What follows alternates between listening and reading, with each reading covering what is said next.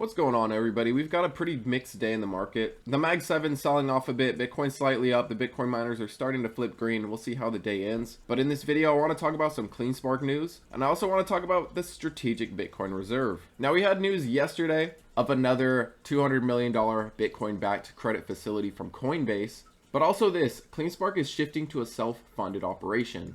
Proceeds from the credit facility are to support accretive growth on non-dilutive terms. We know one of the big problems with these Bitcoin miners is dilution. When they're unprofitable, how are they going to grow? When they're burning cash, how are they going to fund their operations? Usually with dilution. Fun fact, Cleanspark was the most dilutive Bitcoin miner in the 2020 cycle. And if it wasn't for all that, they wouldn't be at the exahash they're at. They wouldn't have the Bitcoin holdings they have. And they wouldn't be anywhere near the position they're in currently versus the other Bitcoin miners. But let me know what you guys think. Do you think this means less or no dilution moving forwards? Or are these Bitcoin miners going to continue to dilute, which is something we have seen cycle to cycle?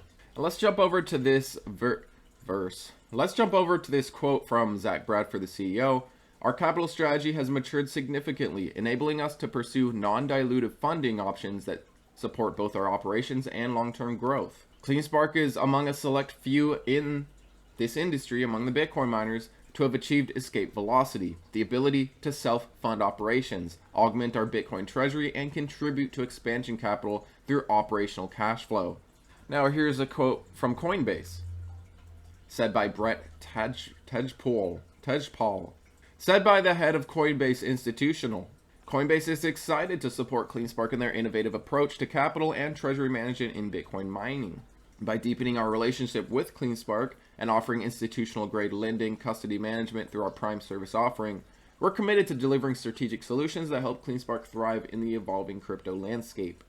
Now going back to Zach Bradford, with our Bitcoin holdings now exceeding 12,000 Bitcoin, valued at approximately 1 billion, we believe this is the right time to evolve from a nearly 100% hold strategy and move back using a portion of our monthly production to support operations. This represents a meaningful strategic distinction from many of our peers who continue to rely on equity dilution to fund operation costs or increase leverage to grow their Bitcoin reserves.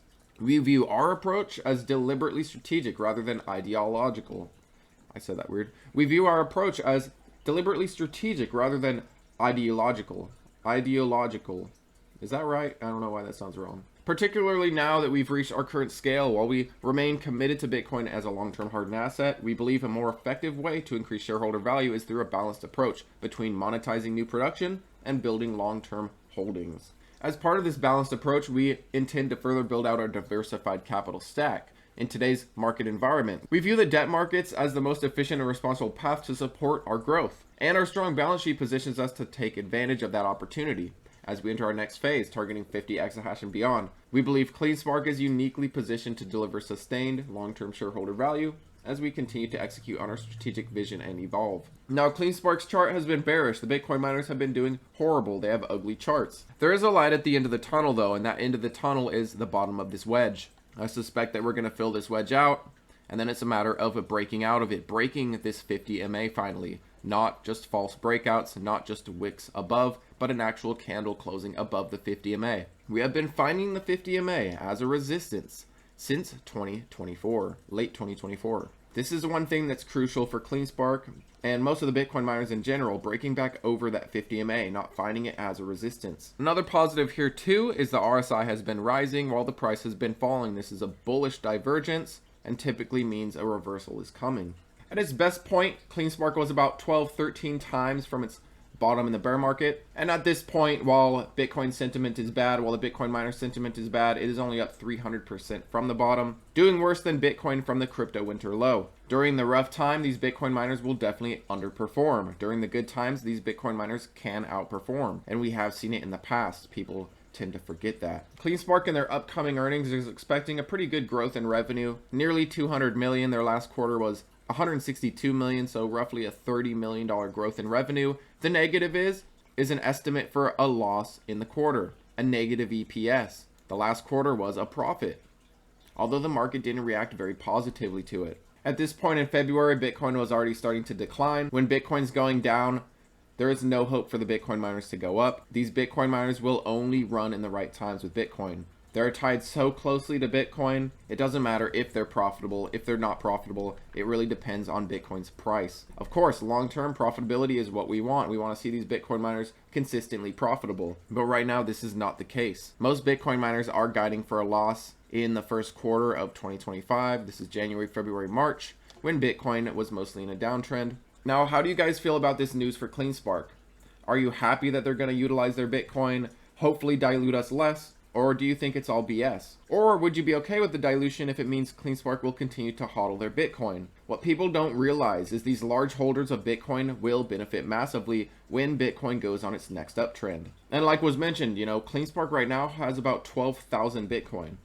They are one of the largest Bitcoin holders publicly, only behind MicroStrategy and Mara. And I think that's it, maybe Riot. These companies that hold massive amounts of Bitcoin, when it is the right time, they will absolutely rally. When Bitcoin's in a downtrend, these Bitcoin miners, these companies that hold a lot of Bitcoin, of course they will suffer. If you don't believe in Bitcoin, then you don't believe these companies will succeed. If you believe in Bitcoin, you think there's a chance that these companies can not only succeed, but thrive. In the right market, we have seen these names absolutely rally. In the wrong market, we have seen these names absolutely tank. They are tied to Bitcoin in the end, and they're not going to do good unless Bitcoin is doing good. Now, I do want to mention something somewhat positive. We have the Atlanta Fed's GDP estimate, and while it is negative 2.2%, it has ticked up. At its worst, I believe it was like negative 3.7%. So it's nice to see it start climbing again, although still negative. The traditional term for a recession is 2 negative quarters of GDP, roughly 6 months of negative GDP. Here's something else that's very interesting. This has changed as well. The blue chip consensus is continuing down. You see that trend. This is the range of the top 10 and the bottom 10 average forecast for GDP.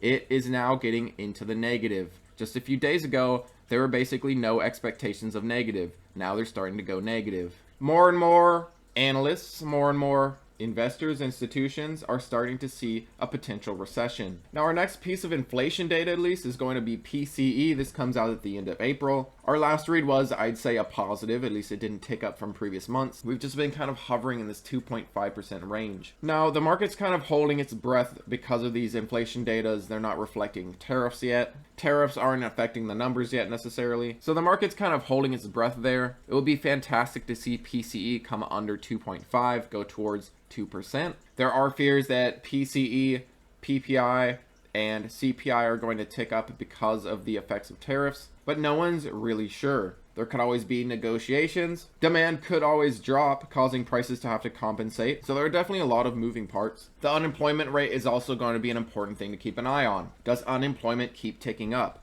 It has been lately. Our last read was a 4.2%. And the US also has this massive debt problem. How do we ever tackle this? The interest alone is eating us alive. Van Eck believes that Bitcoin Treasury bonds can help the US refinance $14 trillion worth of debt. And this is the Bit bond concept, a 10-year bond with a 90% traditional debt and 10% Bitcoin exposure. And according to Matthew Siegel, who pitched the idea, I should say, says that even in a scenario when Bitcoin goes to zero, Bit bonds will allow the US to save money to refinance an estimated $14 trillion of debt. There is no scenario that Bitcoin goes to zero, but that's an interesting statement. Here's the US government and their needs. Here is the bond investor and their needs.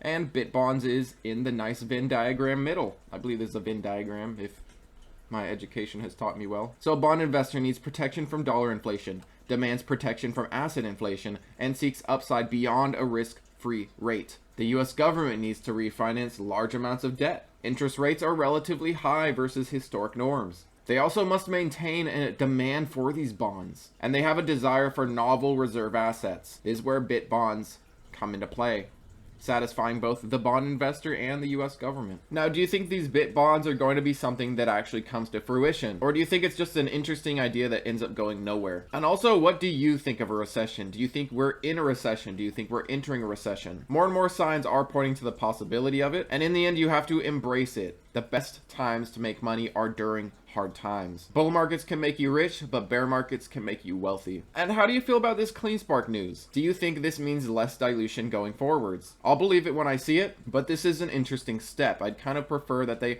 hodl their Bitcoin, continue to be one of the largest public companies that holds Bitcoin, try to surpass Mara, try to surpass Riot. But anyways, guys, thanks as always for watching, and I'll see you on the next one.